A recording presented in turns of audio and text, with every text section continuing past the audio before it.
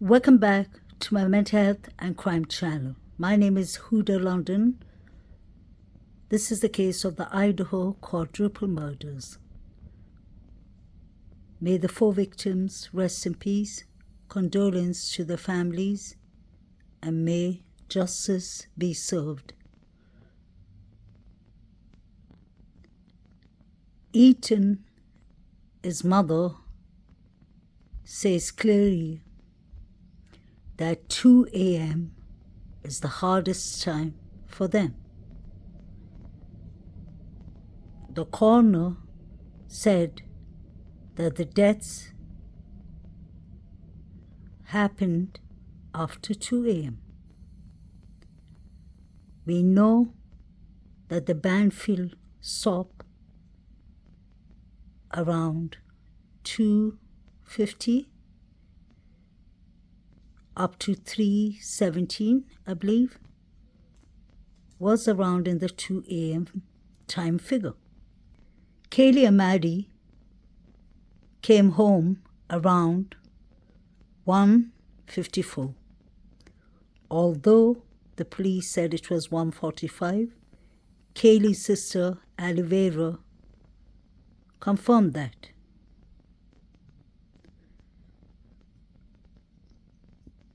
Kaylee and Maddie made 9 or 10 calls to Jack D., Kaylee's former boyfriend. In the body cam, we heard clearly at 2:55 and 16 seconds somebody saying, "Stop, stop it," or more like, "Stop it, stop." I believe that that could have come from the Sigma Chi fraternity place, since there was a party there, or it could have come from the girl's house. It sounded like somebody who was stressed out. Strangely enough, 2:55, 2:52 is when the last call was made to Jack. I'm just trying to figure out this puzzle, what could have happened and when.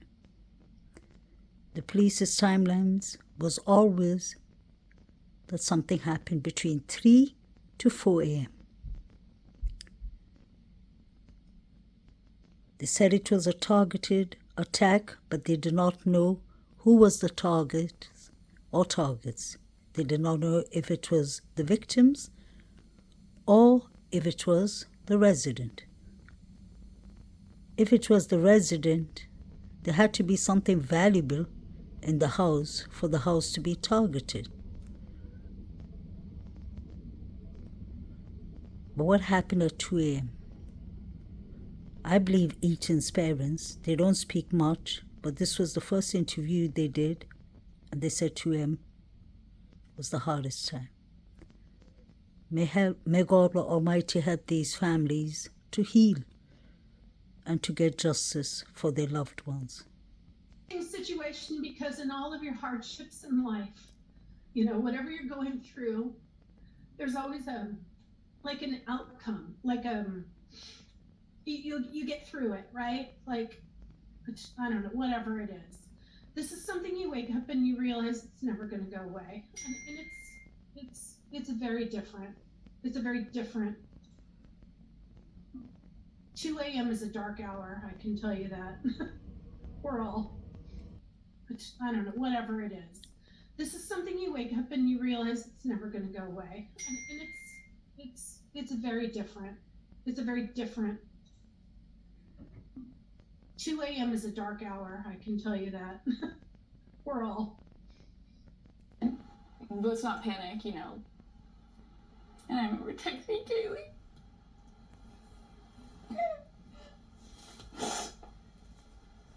To see if she was okay.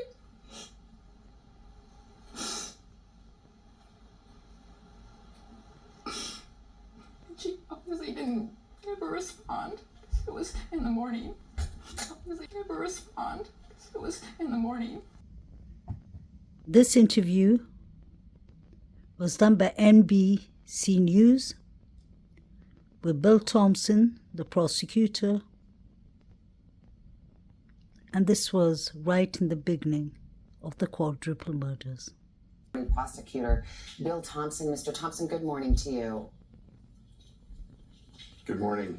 Police there have called this a targeted, isolated attack. Are investigators looking for a particular suspect or suspects this morning? At this point, the investigators are looking at all possibilities. They don't have a specific suspect. They're continuing to work on that. Do you believe that whomever did this is still at large? Yes, we have no one in custody, and the police have been unable to identify who's responsible for these homicides. Is it possible there's more than one suspect?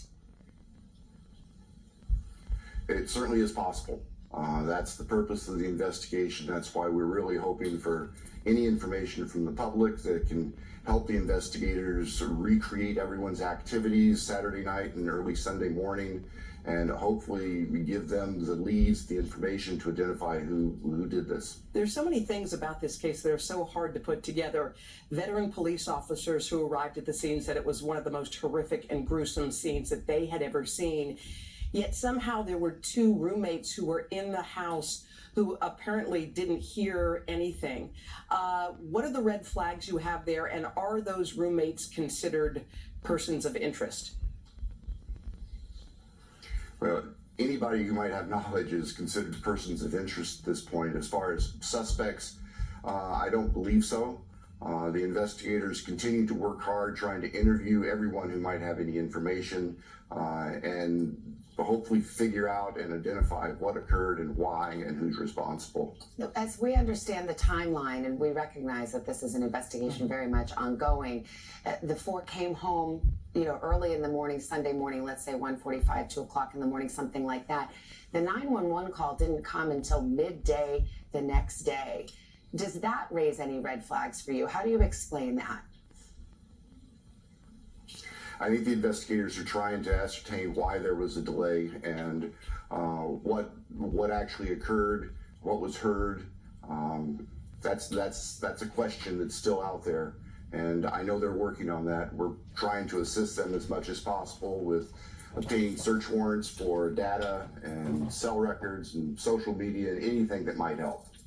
Do you know who called 911? Can you reveal? Didn't come until midday the next day. Does that raise any red flags for you? How do you explain that? I think the investigators are trying to ascertain why there was a delay and what actually occurred, what was heard. That's a question that's still out there, and I know they're working on that. We're trying to assist them as much as possible with obtaining search warrants for data and cell records and social media and anything that might help.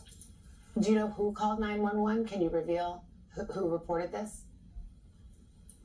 I can't reveal who made the 911 call. The police do know who made the 911 call, though. Obviously, we don't know anything about motive, but the mayor did initially refer to this crime as a crime of passion. Why did he say that? I can't speak for Mayor Betke. To my knowledge, there is nothing to indicate that this has been determined to be a crime of passion. We know it's just a horrible crime, and 4 young lives have been lost. And finally, initially, investigators and the police had said the community has nothing to worry about. Now they've sort of said, well, of course we should be vigilant because there is a suspect or suspects still at large. What is your message to that community this morning? Well, I think the fact of the matter is that whoever is responsible for these murders is still at large. The investigators do not know who that person is. From what they've told my office, they believe that this was what they call a targeted attack and not just a random act of violence. And I think they tried to communicate that, but obviously that communication didn't work very well. It's unfortunate for any confusion in the community. People just need to be vigilant and help us however they can. We hope that we can identify who's responsible and get them off the streets as soon as we can. We're sure your officers and prosecutors are working hard there. Thank you so much, Latah County Prosecuting Attorney Bill Thompson. Thank you. This is a very interesting interview. Bill Thompson, the prosecutor, said that he doesn't believe it's a random attack, a violent attack. He believes that it was targeted. So when you hear the word targeted, I'm sure many things comes to our mind. But usually it will be somebody who knows you, who knows your whereabouts, who knows the inside lay of the house. Somebody you usually trust, I believe, because he said himself, this isn't a random attack of violence. There is no connection of Brian Koberger with the 4 victims. It should have been a bloody scene, like the coroner said, and like everyone said, all the professionals in this case. But how come they haven't found any bloody evidence on Brian Koberger? I'm not denying the fact that Brian Koberger was seen in the area. His car pinged there. But the question is why? Was he called there? Let's not forget the timeline changed. The timeline was between 3 to 4. We've heard Ethan, his mother, clearly saying 2 a.m. is the hardest time for the family. What happened at 2 a.m.?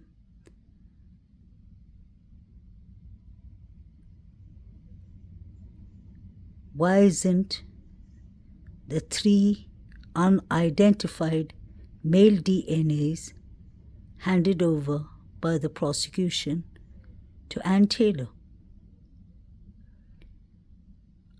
We don't want this case to go cold in case it's not Brian Koberger and he is exonerated, like he said, or he's found not guilty. What happens then?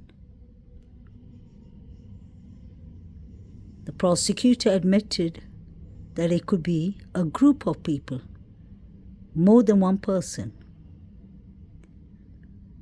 Why were you all investigating the Sigma Chi boys? Did you all find something there? I believe it's because in the beginning they asked us for Ethan and Xana, may the rest in peace, is timeline. Between 9:45 to 1:45. Could something have happened to Ethan and Xana before Maddie and Kaylee came home? I've been wondering if this was 2 separate attacks. If some people were out for Maddie and Kaylee, and the other fraternities were out for Ethan and Xana. It is possible.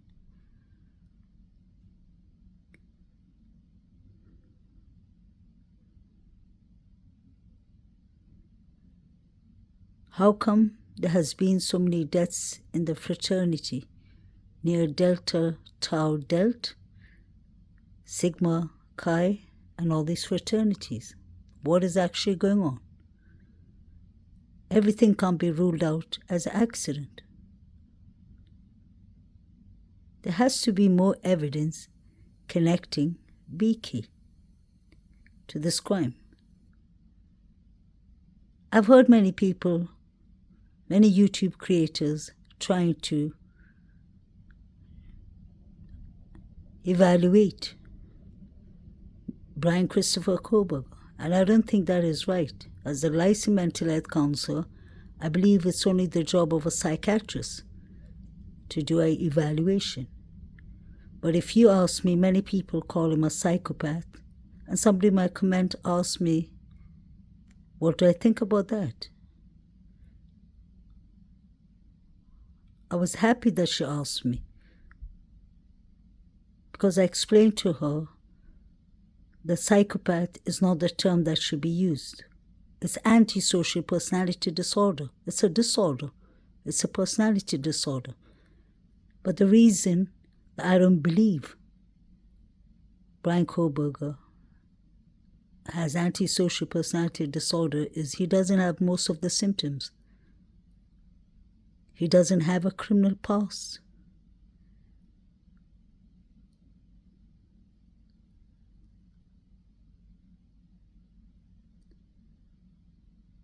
This is a man who has a PhD. He studied hard for his PhD. I do understand that he had a heroin addiction, but let's not forget that is what we hear from his so-called friends and people who grew up with him. There's a lot of he said, she said in this case. Obviously, if somebody is arrested for quadruple murder, most of your friends are going to tell good and bad things about you. But I've never seen friends or so-called friends who seem to be just laying out Brian Koberger, his addictions. Some people are trying to evaluate his mental health. Some people are even talking about what medication he gets from the pharmacy. We don't know that. If he has psychiatrist issues, that he goes to a psychiatrist, if he goes to a therapist, we wouldn't know. Or whatever medication he gets from the chemist, from the pharmacy, drugstore, we wouldn't know, because all those things are confidentiality. If you breach confidentiality in mental health, whether you're a therapist, a psychiatrist, a psychologist, your license can be revoked. It can be taken back from you. That's how serious it is. So I try to stay away from diagnosing him. I did actually try to do that once in a small clip, but I did not find it to be right. Because we don't even know, besides snow vision, we don't know what he suffers of.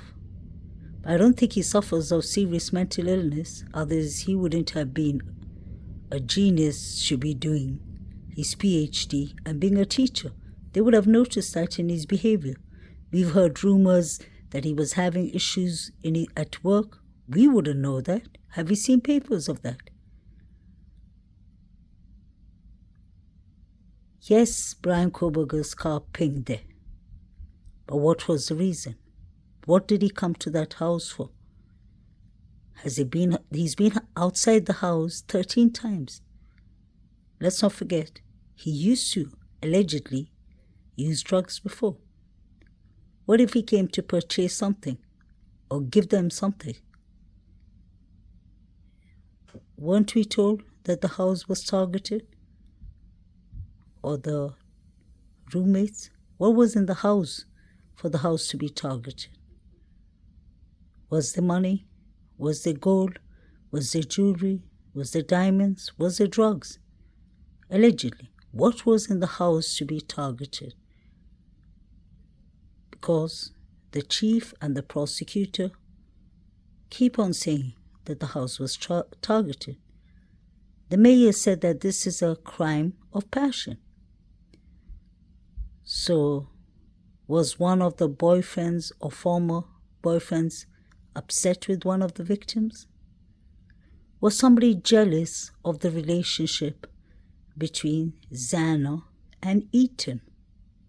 That could be possible. Xana fought for life. So whoever did this, I'm sure took Eaton first. 2 a.m. is the hardest time for Eaton, his parents. The injuries of the 4 victims are different. Very different, according to Steve Gongalves, and according to the coroner. It seemed like a sharp-edged object was used on Eaton. I don't think, like Steve Gongalves said, that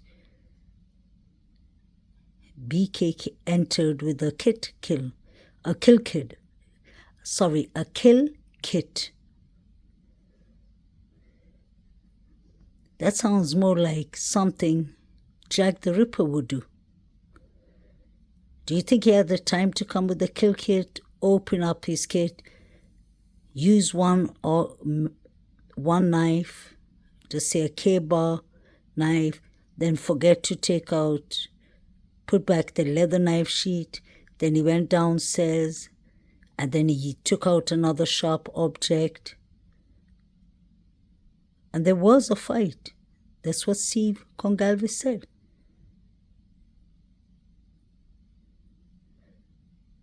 So was BK just running around taking out different objects, different knives, trigger warning? This doesn't make sense. This sounds like a bunch of people who did it. This is my opinion. I'm just speculating. But I believe they were separate targets. The 2 girls, Maddie and Kaylee, was attacked by separate people, allegedly, and Xana Eaton were attacked after the fraternity fight. Whatever happened, whatever they saw, whatever they said, there was a fight without naming any names. Isn't it strange that the first people that came on the scene was the Sigma Chi boys? What was going on with the surviving roommates? You heard the prosecutor. He said everyone's a person of interest. The chief said clearly, the 2 girls, when he was asked about the surviving roommates, he said, no, they're not witness. They were just there. Why did the chief say that? Was he suspicious about the 911 call? That it took 8 hours, that there was delays in it? Just like we are suspicious. Something doesn't add up here.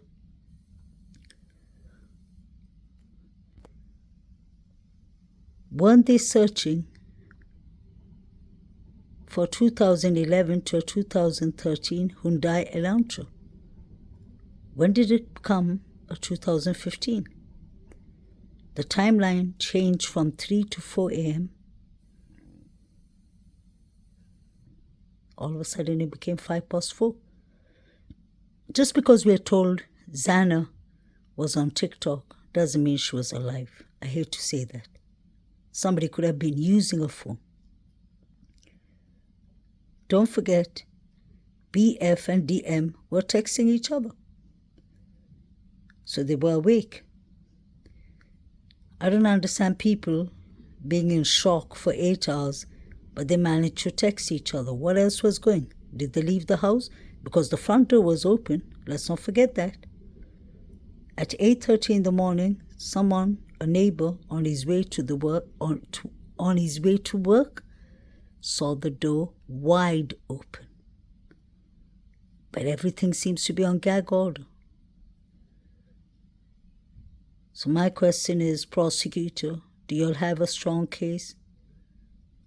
Why is Ann Taylor begging for the evidence?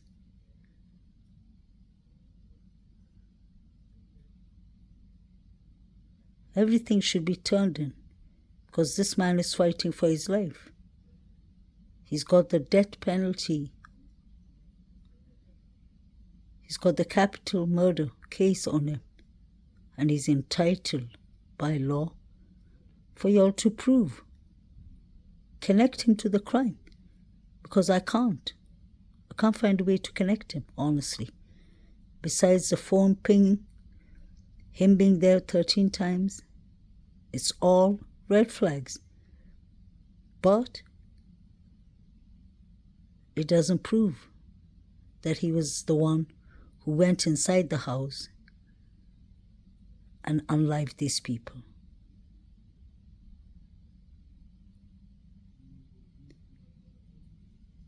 These children deserve the correct justice. 2 a.m. is the most difficult hour for Eaton's parents. What happened at 2 a.m.? Did the Sigma Chi boys come, allegedly, and the fraternity boys, and have a fight with Eaton? Could it be possible, allegedly? Did things go out of hand? And maybe Xana witnessed it, so they thought they had to keep Xana silent too. And maybe at the same time, Kaylee and Maddie got attacked by somebody else, by another group. Where was John Showalter? Or John Showalter? He isn't any saint, allegedly.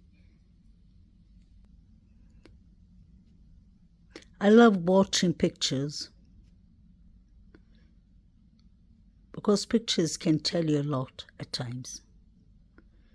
I see 5 happy faces in summer, but honestly, I see 3 faces, may they rest in peace, smiling wholeheartedly. Were these roommates getting along? I believe Dylan, DM, and BF were the last tenants to move in. What happened to the 6th tenant? She moved out. What was the reason she moved out? Did she know the house was going to get targeted? Did she know that somebody was out for the girls? It's good that she saved herself by moving out, but what happened to her?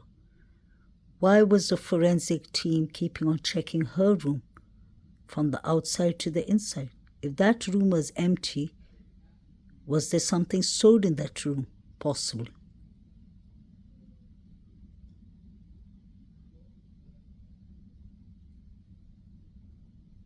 What did Maddie tell Adam?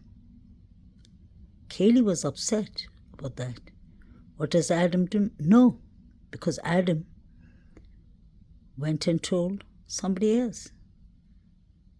Is that why Kaylee and Maddie was calling Jack to clear it up, whatever mess was going on? What happened with Xana? This beautiful young girl, what happened to her and Eaton?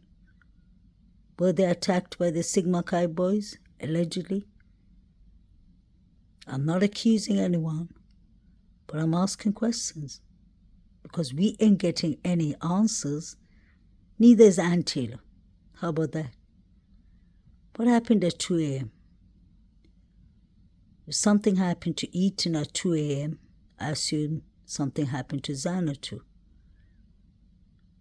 Something happened to the girls after the call, the last call to Jack D. I'm starting to believe that because you could hear on the body cam somebody yelling, "Stop, stop it," or "Stop it, stop." I don't know why. That voice sounds to me like Maddie. But it could have come from the Sigma Chi. So could that have been Xana? Or somebody pulling Xana? What was going on? Inan Harsh keeps on saying that the doors and the windows were unlocked. Didn't you notice how the forensic team was taking a brush and dusting the small window next to the kitchen? Did someone come in from there? I don't believe in the ladder because that isn't blood stains. Shouldn't be saying the red liquid stains. It wasn't. And if that ladder was important, I've been watching it since day one. The police would have taken it. The forensic team would have taken the ladder. Somebody who knows that house and knows the victims could have actually answered us that question. I think the ladder was always there. And I believe it was too cold that night for Xana and Ethan to have opened their windows and left it open for someone to come in. Because let's not forget, there's nothing wrong by saying it was a party house and it was a Saturday night. The police came there quite often, so I don't think the windows would have been left open. It's either the sliding door or either the small window, but you can see the forensic brushing using their brushes on the small window. Let's not forget that the Sigma Chi boys, David Lodge and David B., and all of them, in the 4chan post, allegedly, they had 3 targets. Maddie and Zanny is here, and Ethan. So that would make sense. 3 targets are from the 4chan, and we saw the figures running.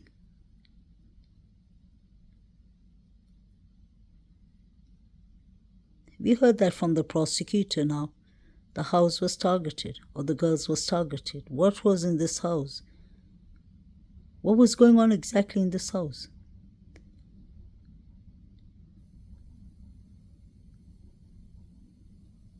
Notice how they say all the time the girls lived out of the campus.